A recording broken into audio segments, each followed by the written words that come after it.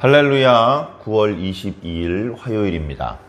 오늘 말씀은 예레미야 35장 1절에서 11절까지 말씀입니다. 유다의 요시야 왕의 아들 여호야김 때에 여호와께로부터 말씀이 예레미야에게 임하여 이르시되, 너는 레갑 사람들의 집에 가서 그들에게 말하고 그들을 여호와의 집 한 방으로 데려다가 포도주를 마시게 하라 하시니라. 이에 내가 하바시냐의 손자요 예레미야의 아들인 야하사냐와 그의 형제와 그의 모든 아들과 모든 레갑 사람들을 데리고 여호와의 집에 이르러 익다라의 아들 하나님의 사람 하나님의 아들들의 방에 들였는데, 그 방은 고관들의 방 곁이요 문을 지키는 살룸의 아들 마아세야의 방 위더라. 내가 레갑 사람들의 후손들 앞에 포도주가 가득한 종지와 술잔을 놓고 마시라 권하매, 그들이 이르되 우리는 포도주를 마시지 아니하겠노라. 레갑의 아들 우리 선조 요나답이 우리에게 명령하여 이르기를, 너희와 너희 자손은 영원히 포도주를 마시지 말며 너희가 집도 짓지 말며 파종도 하지 말며 포도원을 소유하지도 말고 너희는 평생 동안 장막에 살아라. 그리하면 너희가 머물러 사는 땅에서 너희 생명이 길리라 하였으므로, 우리가 레갑의 아들 우리 선조 요나답이 우리에게 명령한 모든 말을 순종하여 우리와 우리 아내와 자녀가 평생 동안 포도주를 마시지 아니하며 살 집도 짓지 아니하며 포도원이나 밭이나 종자도 가지지 아니하고 장막에 살면서 우리 선조 요나답이 우리에게 명령한 대로 다 지켜 행하였노라. 그러나 바벨론의 느부갓네살 왕이 이 땅에 올라왔을 때에 우리가 말하기를, 갈대아인의 군대와 수리아인의 군대를 피하여 예루살렘으로 가자 하고 우리가 예루살렘에 살았노라. 아멘.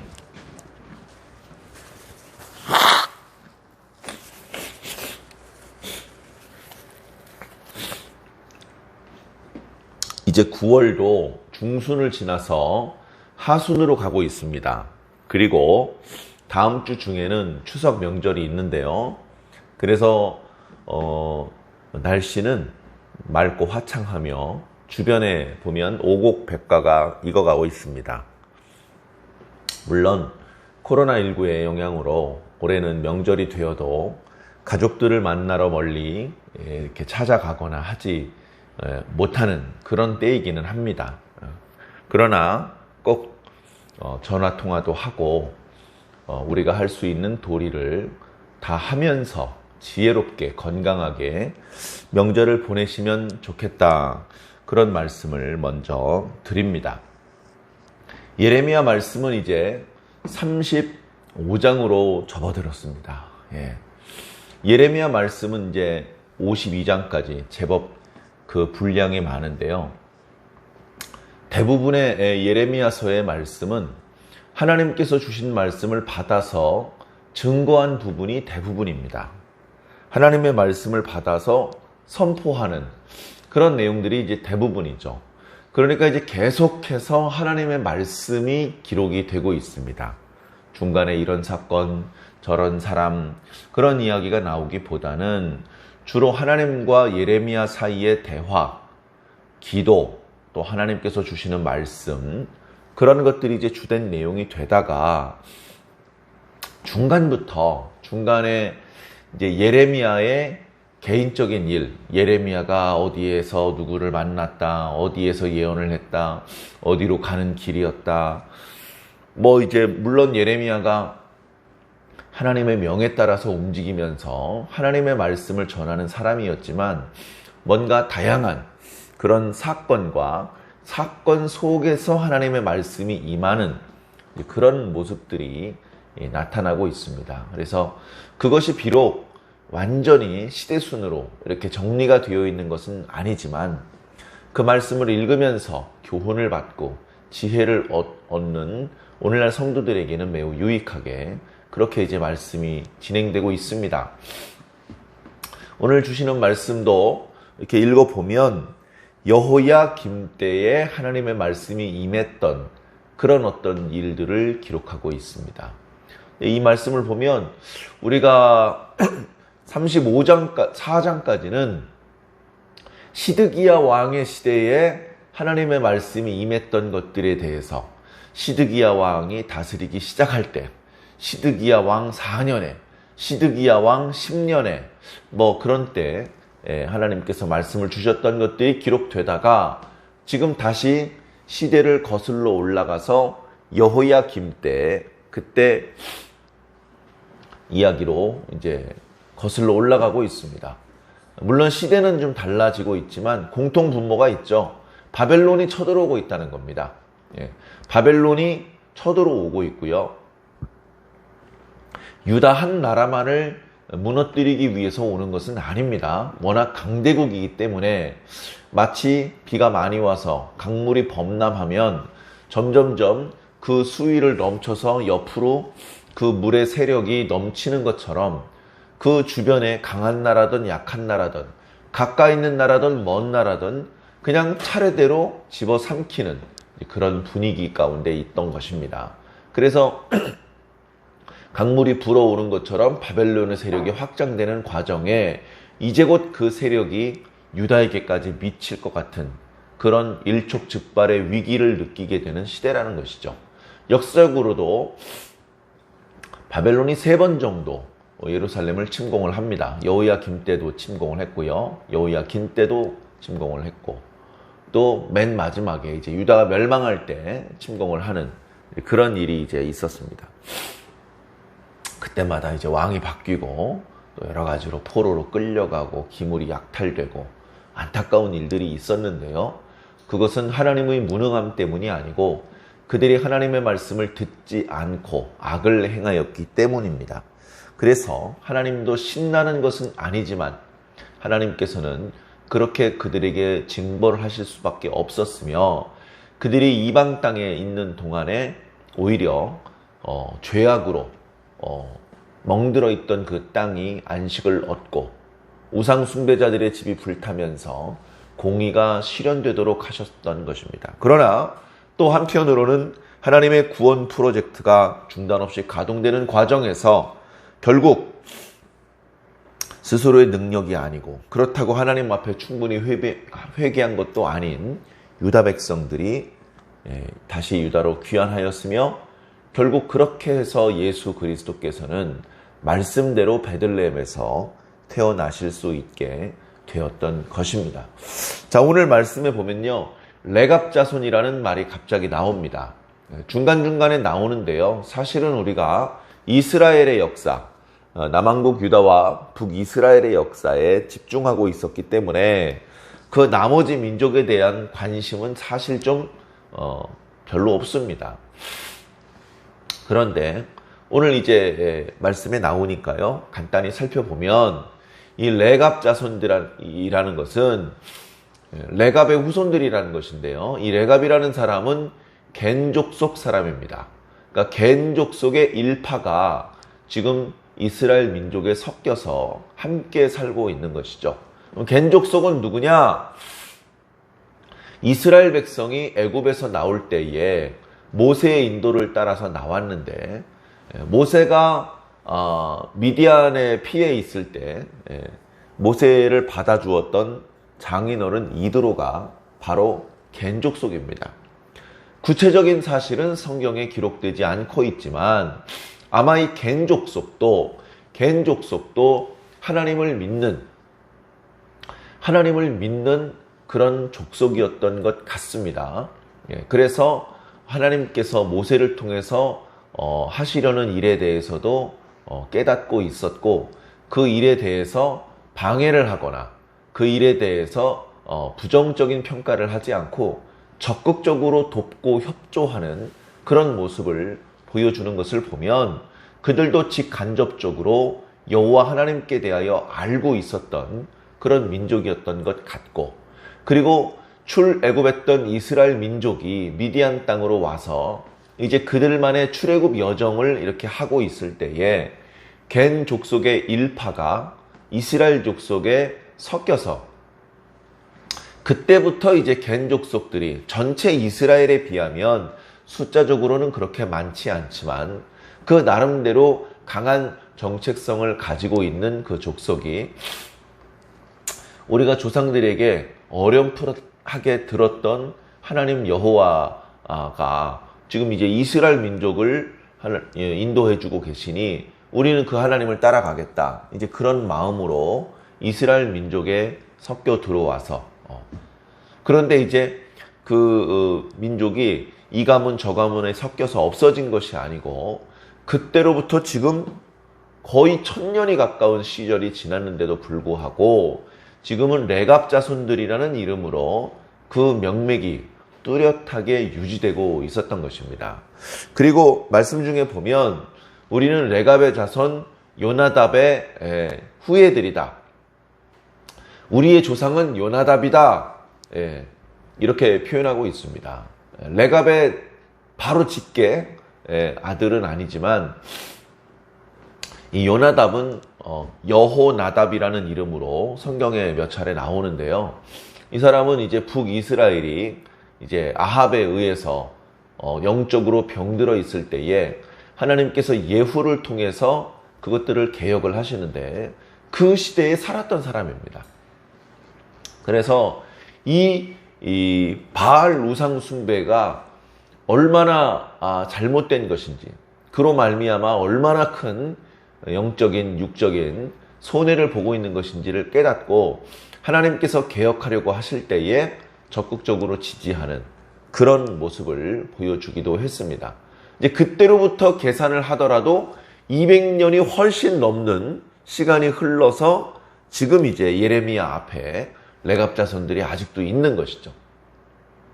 자, 이런 상황 속에 하나님의 말씀이 예레미야에게 임합니다. 예레미야야, 너 레갑 자손들 얘기 들었지? 알죠. 레갑 자손들 어디 사는지도 알아? 압니다. 그들한테 가서 그들을 데리고 성전에 들어와. 성전의 한 방으로 그 사람들을 데리고 와서 거기서 포도주를 먹게 해라. 이렇게 말씀을 하셨습니다. 예레미야는 말씀하신 대로 움직였죠.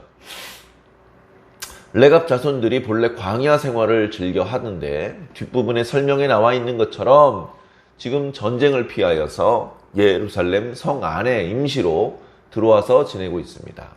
그들이 모여 사는 곳으로 가서 하나님께서 너희들을 성전으로 데려오라고 하신다. 그랬더니 그들이 하던 일을 멈추고 예레미야 선지자의 뒤를 따라서 성전으로 들어옵니다. 예레미야 선지자는 그들을 인도하여서 성전에 있는 한 방으로 그들을 인도하여 드립니다. 성전에 보면 중심에 성소와 지성소가 중심이죠. 그것이 가장 큰 방이고 성전의 기능을 하는 가장 핵심적인 공간이지만 솔로몬 때에 성전을 건축하기를 그런 성소와 지성소를 뺑 둘러싸서 여러 방들을 만들었던 것을 우리가 알고 있습니다. 자, 그 여러 방들 중에 한 방이 어떤 방이냐 하면 하나님의 사람 하난의 아들들의 방이랍니다. 여기서 하나님의 사람이라는 표현은 구약에서 선지자들을 가리키는 그런 전통적인 표현입니다. 사무엘도 그렇게 표현을 했고 엘리야도 그렇게 지칭을 했으며 또 이름이 알려져 있지 않은 그런 선지자들도 많이 있었는데요. 그들도 하나님의 사람이다 라고 표현을 해 주셨습니다. 그래서 여기 하난이라고 하는 사람이 정확하게 누구며 그가 예언자라면 어떤 말씀을 증거했었는지 그런 것까지는 다 설명되고 있지 않습니다. 그러나 이 사람은 아마도 예언자였을 것이다. 하나님의 선지자였을 것이다. 성전에 그 방이 예비될 정도라면 아마도 그 시대 사람들이 많이 알고 있는 유명한 존경을 받는 그런 선지자일 것이다. 그리고 그렇게 유명한 선지자이다 보니 그 선지자들의 제자들이 많이 있었을 것이다. 그 제자들이 쓰는 방들입니다. 그래서 하나님의 사람 하나님의 아들들이라고 했는데 그때는 제자들을 아들들이라고 표현하기도 했었기 때문에 그런 방이었습니다. 자, 상황이 간단한 상황이 아닙니다. 레갑 족속 사람들은 이스라엘 12지파 어디에도 속해 있지 않은 겐 족속 사람일 뿐입니다. 어떻게 보면 이방인일 뿐입니다. 그러나 그들의 마음속에는 이스라엘 사람 그 누구보다도 더 뜨겁게 여호와 하나님을 믿고 하나님께 대하여 충성을 다하는, 하나님의 말씀이라면 절대적으로 순종하는 그런 멋진 사람들이었거든요. 자, 그런 멋진 사람들이었기 때문에 하나님의 선지자로 알려진 많은 사람들이 참 선지자로 인정하고 존경하고 있는 예레미야의 선지자의 말을 경청해 들었고, 그 선지자의 말씀에 하나님께서 너희를 성전으로 들어오라고 하신다라는 말씀에 즉각 순종했으며, 그들이 모여 앉은 방은 상당히 유명하고 많은 사람들이 존경했던 하난이라고 하는 선지자들의 제자들이 쓰는 방입니다. 그러니까 여기 모여있는 레갑 자손들은 이거 장난이 아니구나, 놀러 가는 게 아니구나, 뭔가 하나님의 특별하신 지시나 말씀이나 그게 뭔지는 모르지만 우리 상당히 경건한 마음으로, 진지한 마음으로 오늘 우리를 부르시는 하나님의 말씀을 들어야 되겠구나, 이런 생각을 하고 갔을 겁니다. 복장도 단정히 하고, 그리고 이렇게 표정도 엄숙한 표정을 짓고 이렇게 갔을 겁니다. 근데 가서 보니까 큰 종지에 포도주가 가득 있어요. 그러니까 벌써 방 문을 열고 들어갈 때에 예루살렘 성전 옆구리에 붙어있던 방들이 환기가 잘 안 됐거든요. 그 방들이 환기도 잘 안 되는데 문 열고 들어가 포도주 냄새가 확 풍기는데 벌써 그들의 표정이 그 미간이 약간 찡그려졌을 것입니다. 그럼에도 불구하고 이거 뭐야? 이렇게 거칠게 나오지 않고, 야, 일단 들어가. 조용해. 여기 성전이야. 하면서 얌전히 거기 이제 앉아서 선지자가 뭐라고 말씀하시는지 들어보자. 이제 이런 분위기였는데요. 아니나 다를까 포도주 종지와 잔들을 돌리면서 마시랍니다. 그래, 성전이 아니었으면, 예레미야 선지자가 아니었으면, 야, 너 한번 마셔볼래? 하면서 이렇게 거칠게 나올 수도 있는 상황이었는데도 불구하고 지금 상황이 성전이고 자신들이 존경하는 예레미야 선지자고 지금 여호와의 이름으로 술을 마시라고 하는 분위기이기 때문에 그렇게 거칠게 반응을 하지는 않았지만 이들은 단호하게, 죄송합니다만 이 포도주를 마시라고 하는 당신의 말씀은 우리가 따를 수 없습니다. 그렇게 단호하게 얘기를 하는 겁니다. 그러면서 우리가 이 포도주를 마실 수 없는 이유를 설명드리겠습니다. 우리는 우리 조상 레갑의 아들 요나답의 후예들인데, 요나답이 말하기를 내 후손들은 다음과 같은 4가지를 꼭 지켜야 된다, 이렇게 말씀하셨습니다. 그 4가지는 무엇이냐? 첫 번째, 포도주를 마시지 마라. 두 번째, 너희가 살 집을 건축하지 마라. 세 번째, 종자를 가지지 마라. 네 번째, 포도원을 소유하지 마라. 너희들은 광야에서 살아라. 그리고 거기서 장막을 짓고 살아라. 그러면 너희들이 장수할 것이다. 이렇게 얘기를 했다는 겁니다. 요나답은 왜 그렇게 얘기를 했을까요? 요나답이 바보가 아닙니다. 요나답이 바보가 아닙니다.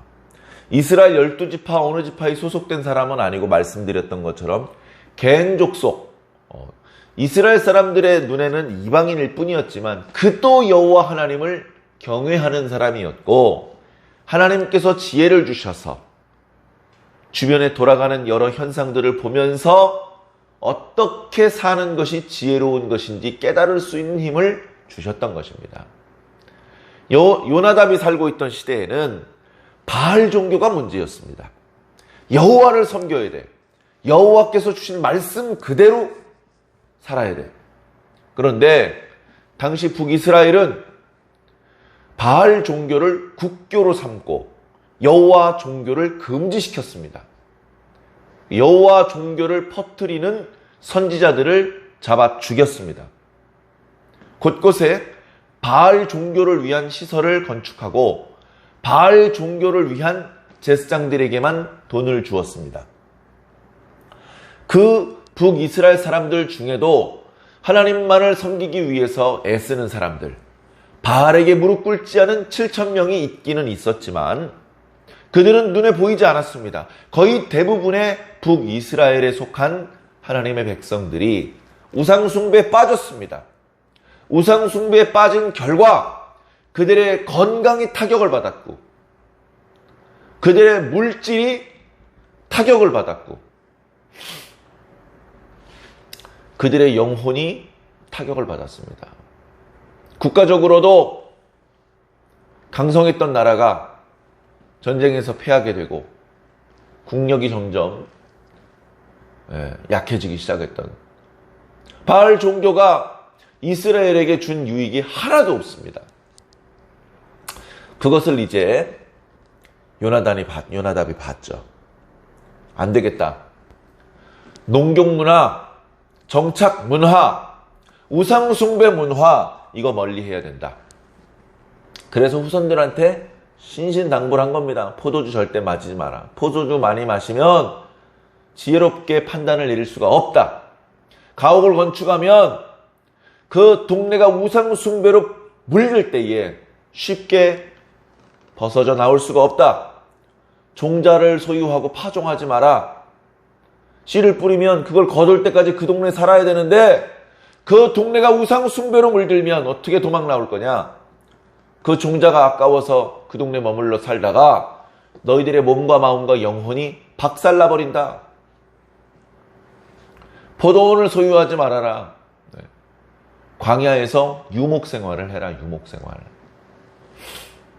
얼마나 불편한 것입니까? 그러나 그렇게 살 때에 그들은 장수할 수 있다. 오히려 건강하고 물질적으로 풍요롭고 넓은 집, 아름다운 꽃이 피는 정원 이런 거는 물론 없겠죠. 그러나 영적으로 하나님과 더 가까울 수 있고 세상을 더 깨끗한 눈으로 바라볼 수 있는 지혜로운 자가 될 수 있는 것입니다. 그런 식으로 예후의 시대로부터 200년이 훨씬 넘는 지금까지 요나답의 후손들 레갑 족속들은 이 요나답의 유언대로 지키고 있습니다. 그래서 이제 이날 성전에 이렇게 부름을 받았던 레갑 족속들도 그 얘기를 합니다. 우리는 이 요나답의 유언을 지금까지 지키고 있습니다. 남자든 여자든 어린이든 노인이든 모두가 지금 이렇게 요나답의 유언을 지키고 있습니다. 다만 지금 바벨론의 군대가 쳐들어오고 코앞까지 왔기 때문에 가족들이 위험해질 것을 우려해서 예루살렘 성 안에 들어와 살고 있는데 이건 영구 정착을 위해서 들어온 것이 아니고 임시 거주를 하고 있는 것입니다. 전쟁의 위협이 사라지면 그러면 우리는 다시 선조들의 유언대로 다시 광야로 나가서 장막을 치고 살 겁니다. 이렇게 얘기를 하는 것이죠. 선지자의 명령을 거절하기 어려운 분위기인데도 불구하고 레갑 족속들은 단호하게 지금 포도주를 마시라는 이 말씀만큼은 따를 수가 없습니다. 이렇게 이야기를 하는 것입니다. 참 멋있습니다. 정말 멋있습니다. 저에게 우리 교회 성도들에게 이런 모습이 있었으면 좋겠습니다. 자, 말씀을 오늘 11절까지 읽었는데요. 12절 이하의 말씀을 읽어보면 레갑 족속들이 그렇게 대답할 때에 하나님의 말씀이 임하네. 하나님의 말씀이. 자, 어떤 말씀이 임했는지는 또 내일 새벽 말씀을 통해서 자세히 묵상하기로 하고요. 우리도 영적으로 깨어 있었으면 좋겠습니다. 영적인 분별력 좀 더 깨끗하고 정확한 시선으로 우리 주변에 벌어지고 있는 일들을 바라볼 수 있고 이해하고 해석할 수 있는, 그리고 불이한 움직임이 나타났을 때 즉각적으로 그 자리를 피하여 좀 더 덜 불의한 곳, 그러니까 의로운 곳, 시편에 다윗을 통해서 반복해서 표현했던 것처럼 여호와께로 신속하게 피할 수 있는, 그래서 농경 정착 우상 숭배 문화에 발붙이지 않고 불편하지만 유목 생활, 광야 생활, 장막 생활을 하지만 하나님께서 움직이라고 하실 때 신속하게 움직일 수 있는 그런 우리가 오늘날 그리스도인들, 성도들이 되면 좋겠다. 이스라엘 사람들, 유다 사람들이 레갑 족속처럼 영적으로 깨어있고 바른 분별력을 가지고 있으며 하나님의 말씀 앞에 절대 순종할 수 있는 사람들이었다면 얼마나 좋았을까? 하나님께서 얼마나 기뻐하셨을까? 그런 생각을 가져봅니다. 그러면서 오늘 우리들의 모습이 레갑 족속에 가까운지 유다 족속에 가까운지 한번 생각해 보시기 바랍니다. 유다 족속을 하나님께서 기뻐하시고 그 족속을 통해서 하나님의 구원 프로젝트를 펼치시기는 했지만 어쩌면 하나님께서는 레갑 족속의 모습을 보시면서 답답해 하시는 당신의 마음이 시원해지시는 것을 느꼈을지 모릅니다. 야, 레갑 족속 사이다다, 사이다. 시원하다, 고맙다, 멋있다, 내가 너희를 사랑한다. 하나님께서 그렇게 말씀해 주셨을 것 같습니다.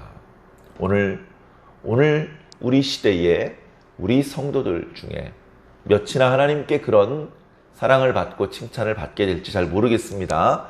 우리 각자가 자신의 모습을 돌아보면서 더 멋진 그리스도의 제자로, 그리스도의 신부로 그렇게 서시기를 주님 이름으로 간절히 축원합니다. 기도하겠습니다. 사랑의 하나님, 오늘 레갑 자손들이 말하는 것, 그들의 태도를 보니까 정말 멋있습니다. 하나님 아버지, 오늘 우리도 하나님 앞에 이렇게 멋있는 하나님의 백성이 되기를 간절히 소망해 봅니다. 하나님의 말씀 앞에 절대적이고 조금이라도 불의한 것과 타협하지 않으려고 하고 무슨 문제가 생겼을 때 신속하게 여호와께 피할 수 있는 그런 깨어있고 민첩한 그런 성도들이 마땅히 우리가 돼야 되지 않겠습니까?